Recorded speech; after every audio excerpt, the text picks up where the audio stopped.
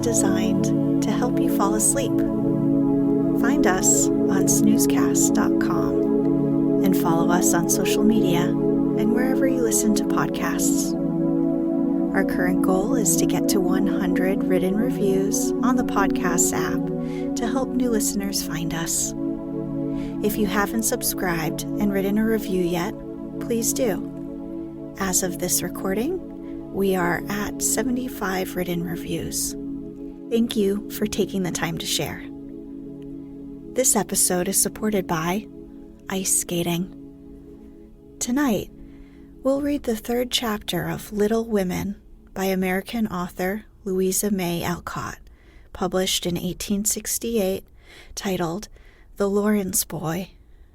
Following the lives of the four March sisters, Meg, Jo, Beth, and Amy, the novel details their passage from childhood to womanhood and is loosely based on the author and her sisters. In the previous chapter, on Christmas morning, the girls wake to find books under their pillows. They find their mother has gone to aid poor neighbors. When she returns, she asks her daughters to give their delicious Christmas breakfast to the starving family. That evening, they perform their play, in which Jo gets to play male roles. After the performance, the girls come downstairs to find a feast laid out on the table, provided by another neighbor who has a grandson that Jo would like to meet.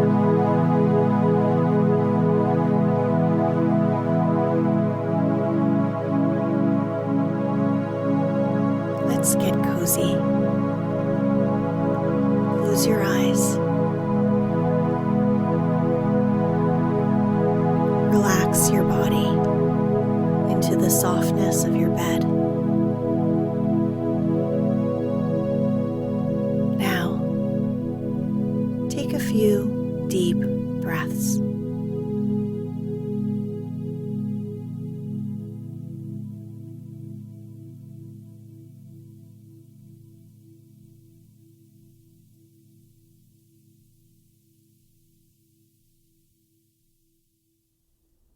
Chapter 3. The Laurence Boy. Jo, where are you? Cried Meg at the foot of the garret stairs. Here, answered a husky voice from above, and running up, Meg found her sister eating apples and crying over the heir of Redcliffe, wrapped up in a comforter on an old three-legged sofa by the sunny window. This was Jo's favorite refuge, and here she loved to retire with half a dozen russets and a nice book, to enjoy the quiet and the society of a pet rat who lived nearby and didn't mind her a particle. As Meg appeared, Scrabble whisked into his hole. Jo shook the tears off her cheeks and waited to hear the news. Such fun! Only see, a regular note of invitation from Mrs. Gardiner for tomorrow night, cried Meg, waving the precious paper, and then proceeding to read it with girlish delight. Mrs. Gardiner would be happy to see Miss March and Miss Josephine at a little dance on New Year's Eve. Marmee is willing we should go. Now, what should we wear? What's the use of asking that when you know we shall wear our poplins because we haven't got anything else? Answered Jo with her mouth full. If I only had a silk, sighed Meg. Mother says I may when I'm 18 perhaps, but 2 years is an everlasting time to wait. I'm sure our pops will look like silk. They are nice enough for us. Yours is as good as new, but I forgot the burn and the tear in mine. Whatever shall I do? The burn shows badly, and I can't take any out.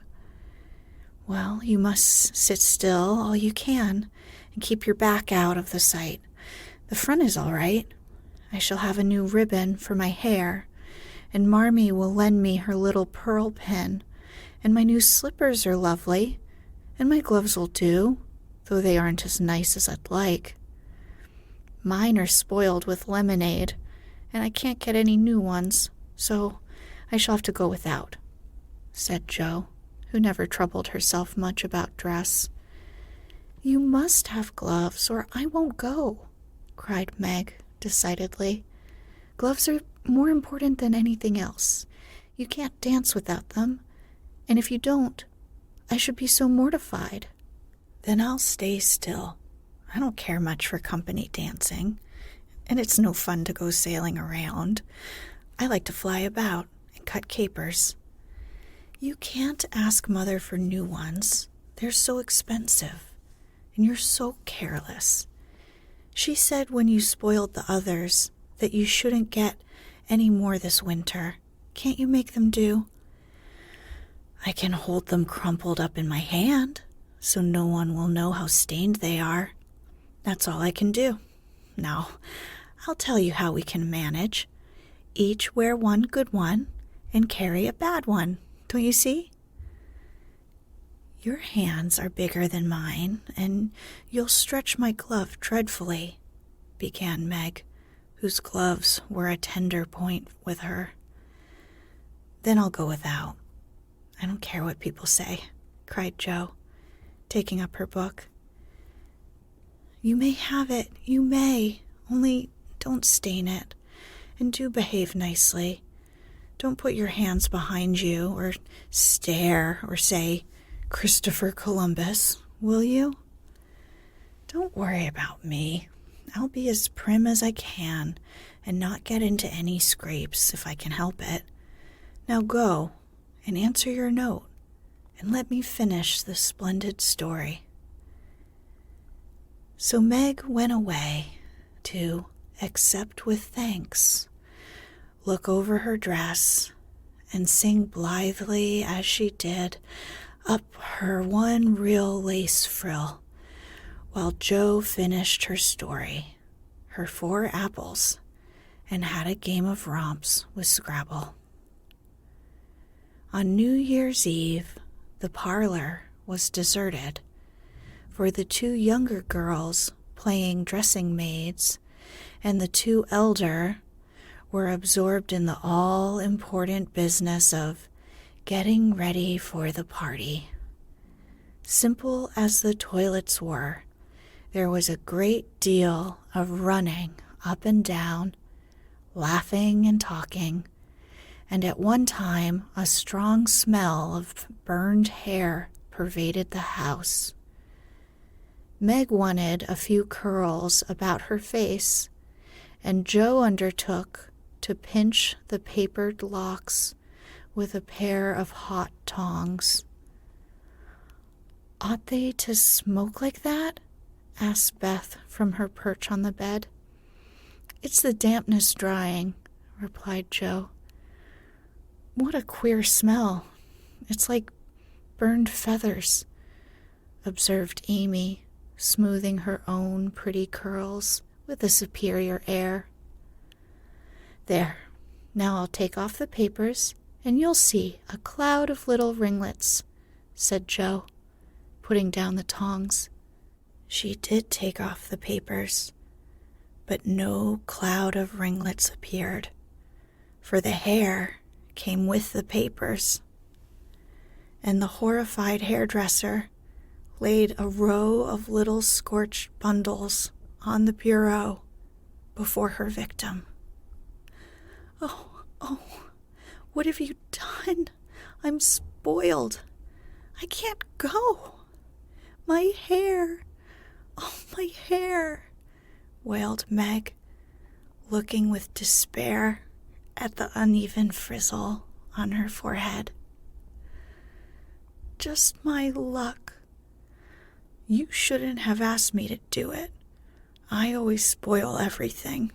I'm so sorry, but the tongs were too hot, and so I've made a mess, groaned poor Joe, regarding the little black pancakes with tears of regret.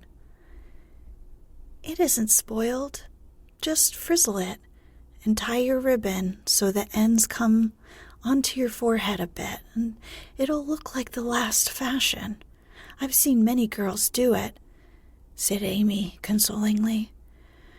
Serves me right for trying to be fine. I wish I'd let my hair alone, cried Meg petulantly. So do I. It was so smooth and pretty, but it'll soon grow out again, said Beth, coming to kiss and comfort the shorn sheep. After various lesser mishaps, Meg was finished at last, and by the united exertions of the entire family, Joe's hair was got up and her dress on. They looked very well in their simple suits, Meg's in silvery drab, with a blue velvet snood, lace frills, and the pearl pin, Joe in maroon, with a stiff, gentlemanly linen collar, and a white chrysanthemum or two for her only ornament. Each put on one nice light glove and carried one soiled one, and all pronounced the effect quite easy and fine. Meg's high-heeled slippers were very tight and hurt her, though she would not own it, and Joe's 19 hairpins all seemed stuck straight into her head, which was not exactly comfortable, but, dear me, let us be elegant and die. Have a good time, dearies, said Mrs. March, as the sisters went daintily down the walk. Don't eat much supper, and come away at 11 when I send Hannah for you. As the gate clashed behind them, a voice cried from a window, Girls, girls, have you both got nice pocket handkerchiefs? Yes, spandy nice, and Meg has cologne on hers, cried Joe, adding with a laugh as they went on, I do believe Marmee would ask that if we were all running away from an earthquake. It is one of her aristocratic tastes, and quite proper, for a real lady is always known by neat boots, gloves, and handkerchief, replied Meg, who had a good many little aristocratic tastes of her own. Now don't forget to keep the bad breath out of sight, Joe. Is my sash right? Does my hair look very bad? Said Meg, as she turned from the glass in Mrs. Gardner's dressing room after a prolonged prank. I know I shall forget. If you see me doing anything wrong, just remind me by a wink, will you? Returned Joe, giving her collar a twitch and her head a hasty brush. No, winking isn't ladylike. I'll lift my eyebrows if anything is wrong, and nod if you are all right. Now, hold your shoulders straight and take short steps, and don't shake hands if you're introduced to anyone. It isn't the thing. How do you learn all the proper ways? I never can. Isn't that music gay? Down they went, feeling a trifle timid, for they seldom went to parties, and informal as this little gathering was, it was an event for them. Mrs. Gardner, a stately old lady, greeted them kindly and handed them over to the eldest of her 6 daughters. Meg knew Sally and was at her ease very soon, but Joe, who didn't care much for girls or girlish gossip, stood about, with her back carefully against the wall and felt as much out of place as a colt in a flower garden. Half a dozen jovial lads were talking about skates in another part of the room, and she longed to go and join them, for skating was one of the joys of her life. She telegraphed her wish to Meg, but the eyebrows went up so alarmingly that she dared not stir. No one came to talk to her, and one by one the group dwindled away till she was left alone. She could not roam about and amuse herself, for the burned breadth would show, so she stared at people rather forlornly till the dancing began. Meg was asked at once, and the tight slippers tripped about so briskly that none would have guessed the pain their wearer suffered smilingly. Joe saw a big, red-headed youth approaching her corner, and fearing he meant to engage her, she slipped into a curtained recess, intending to peep and enjoy herself in peace. Unfortunately, another bashful person had chosen the same refuge, for, as the curtain fell behind her, she found herself face to face with the Laurence boy. "Dear me, I didn't know anyone was here," stammered Joe, preparing to back out as speedily as she had bounced in. But the boy laughed and said pleasantly, though he looked a little startled, "Don't mind me. Stay if you like. Shan't I disturb you?" "Not a bit. I only came here because I don't know many people and felt rather strange at first, you know."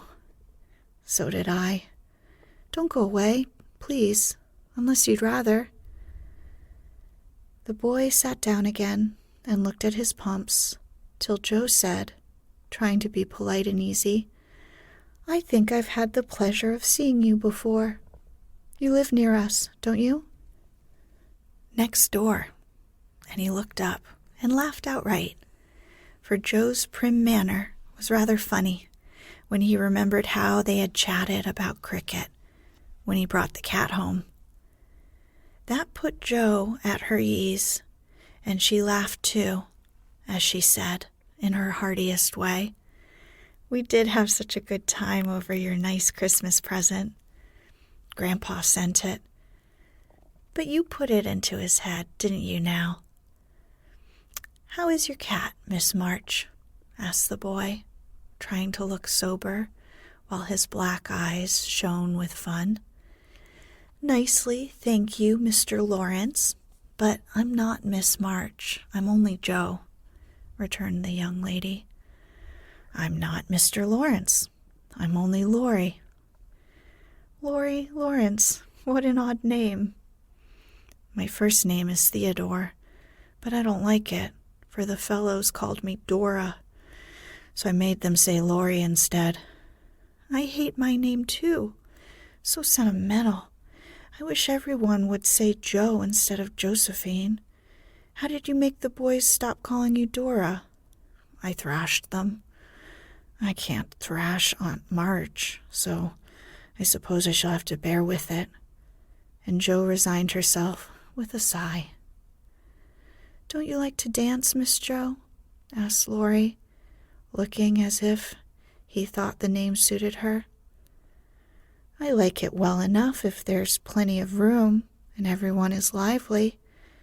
In a place like this, I'm sure to upset something, tread on people's toes, or do something dreadful. So I keep out of mischief and let Meg sail about. Don't you dance?" "Sometimes.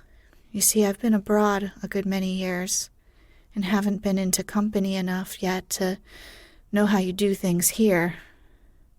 "Abroad?" cried Joe. "Oh, tell me about it. I love dearly to hear people describe their travels."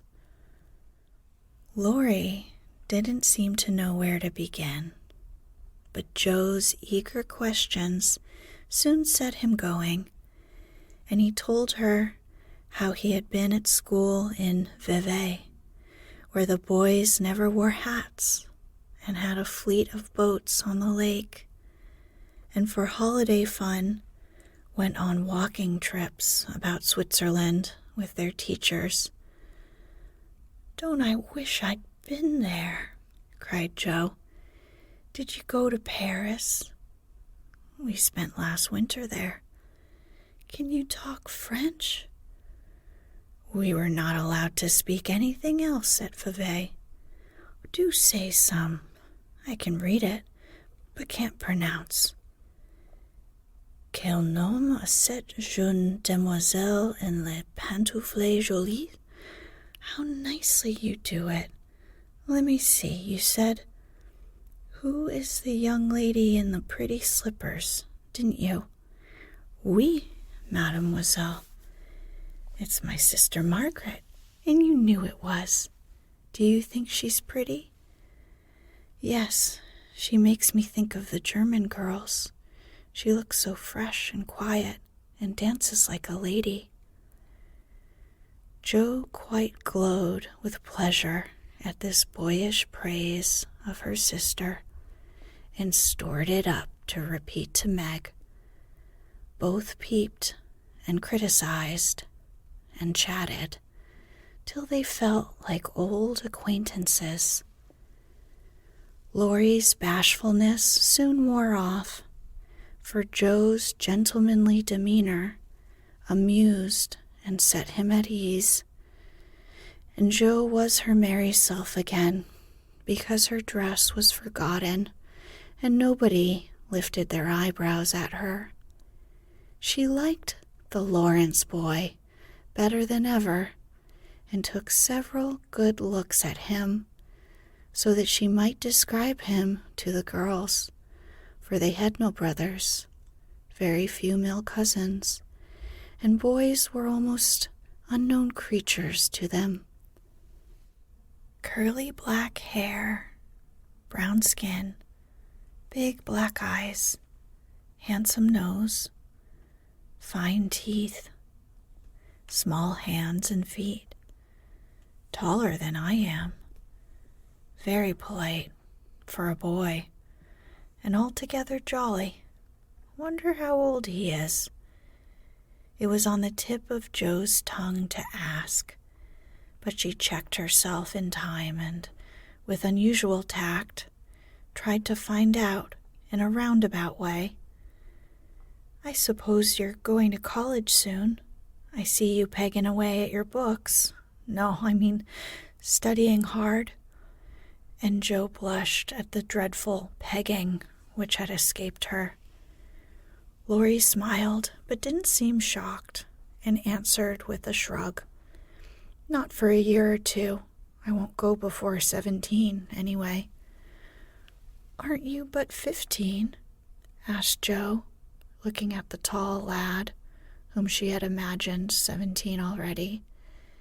16 next month." "How I wish I was going to college. You don't look as if you liked it." "Oh, I hate it. Nothing but grinding or skylarking. And I don't like the way fellows do either in this country." "What do you like?"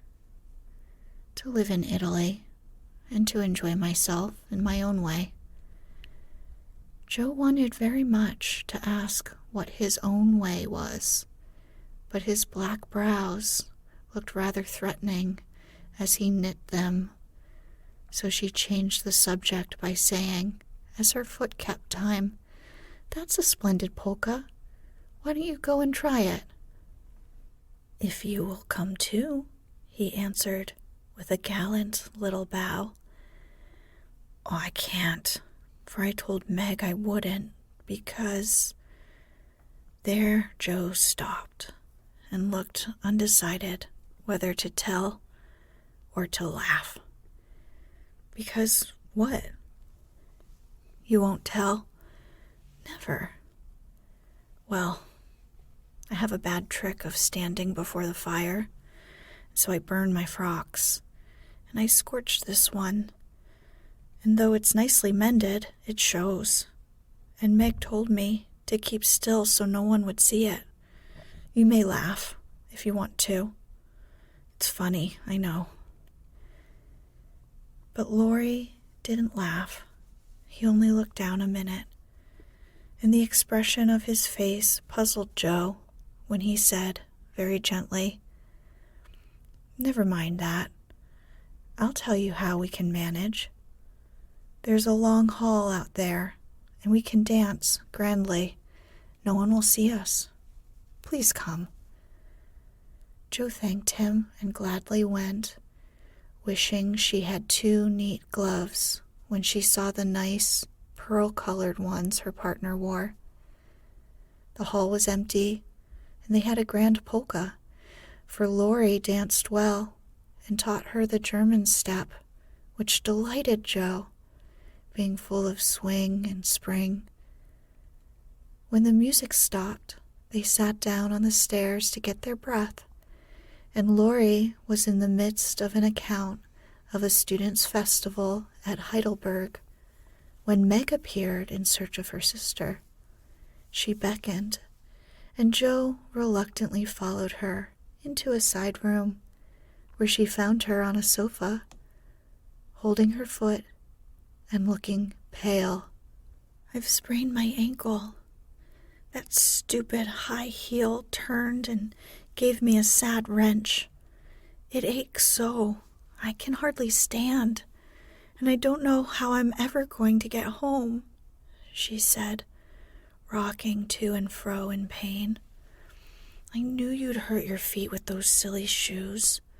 I'm sorry, but I don't see what you can do, except get a carriage or stay here all night," answered Joe, softly rubbing the poor ankle as she spoke. "I can't have a carriage without it costing ever so much. I dare say I can't get one at all, for most people come in their own, and it's a long way to the stable, and no one to send. I'll go." "No, indeed, it's past 9, and dark as Egypt. I can't stop here, for the house is full. Sally has some girls staying with her. I'll rest till Hannah comes, and then do the best I can." "I'll ask Laurie. He'll go," said Joe, looking relieved as the idea occurred to her. "Mercy, no. Don't ask or tell anyone. Get me my rubbers and put these slippers with our things. I can't dance any more, but as soon as supper's over, watch for Hannah and tell me the minute she comes. They're going out for supper now. I'll stay with you. I'd rather." "No, dear. Run along. Bring me some coffee. I'm so tired I can't stir." So Meg reclined, with rubbers well hidden, and Joe went blundering away to the dining room, which she found after going into a china closet and opening the door of a room where old Mr. Gardner was taking a little private refreshment. Making a dart at the table, she secured the coffee, which she immediately spilled, thereby making the front of her dress as bad as the back. "Oh dear, what a blunderbuss I am," exclaimed Joe, finishing Meg's glove by scrubbing her gown with it. "Can I help you?" said a friendly voice, and there was Laurie, with a full cup in one hand and a plate of ice in the other.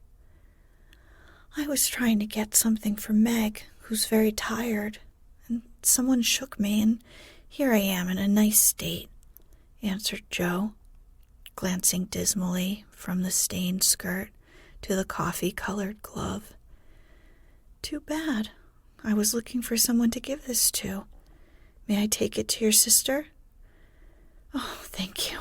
I'll show you where she is. I don't offer to take it myself, for I should only get into another scrape if I did." Joe led the way, and as if used to waiting on ladies, Laurie drew up a little table, brought a second installment of coffee and ice for Joe, and was so obliging that even particular Meg pronounced him a nice boy. They had a merry time over the bonbons and mottos, and were in the midst of a quiet game of buzz with 2 or 3 other young people who had strayed in, when Hannah appeared. Meg forgot her foot and rose so quickly that she was forced to catch hold of Joe with an exclamation of pain.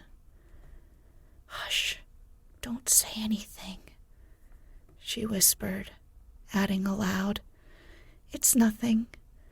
I turned my foot a little, that's all," and limped upstairs to put her things on. Hannah scolded, Meg cried, and Joe was at her wit's end, till she decided to take things into her own hands. Slipping out, she ran down, and finding a servant, asked if he could get her a carriage. It happened to be a hired waiter who knew nothing about the neighborhood, and Joe was looking round for help when Laurie, who had heard what she said, came up and offered his grandfather's carriage, which had just come for him, he said. "It's so early. You can't mean to go yet," began Joe, looking relieved, but hesitating to accept the offer. "I always go early. I do, truly. Please, let me take you home. It's all on my way, you know, and it rains, they say." That settled it, and telling him of Meg's mishap, Joe gratefully accepted and rushed up to bring down the rest of the party. Hannah hated rain as much as a cat does, so she made no trouble, and they rolled away in the luxurious, close carriage, feeling very festive and elegant. Laurie went on the box so Meg could keep her foot up, and the girls talked over their party in freedom. "I had a capital time, did you?" asked Joe, rumpling up her hair and making herself comfortable. "Yes, till I hurt myself. Sally's friend, Annie Moffat, took a fancy to me and asked me to come and spend a week with her when Sally does. She's going in the spring when the opera comes, and it'll be perfectly splendid if Mother only lets me go," answered Meg, cheering up at the thought. "I saw you dancing with the red-headed man I ran away from. Was he nice?" "Oh, very. His hair is auburn, not red, and he was very polite, and I had a delicious redowa with him. He looked like a grasshopper in a fit when he did the new step. Laurie and I couldn't help laughing. Did you hear us?" "No, but it was very rude." "What were you about all that time, hidden away there?" Joe told her adventures, and by the time she had finished, they were at home. With many thanks, they said good night and crept in, hoping to disturb no one. But the instant their door creaked, 2 little nightcaps bobbed up, and 2 sleepy but eager voices cried out, "Tell about the party, tell about the party," with what Meg called a great want of manners. Joe had saved some bonbons for the little girls, and they soon subsided after hearing the most thrilling events of the evening. I declare, It really seems like being a fine young lady to come home from the party in a carriage and sit in my dressing gown with a maid to wait on me, said Meg, as Jo bound up her foot with arnica and brushed her hair. I don't believe fine young ladies enjoy themselves a bit more than we do, in spite of our burned hair, old gowns, one glove apiece, and tight slippers that sprain our ankles when we're silly enough to wear them. And I think, Jo,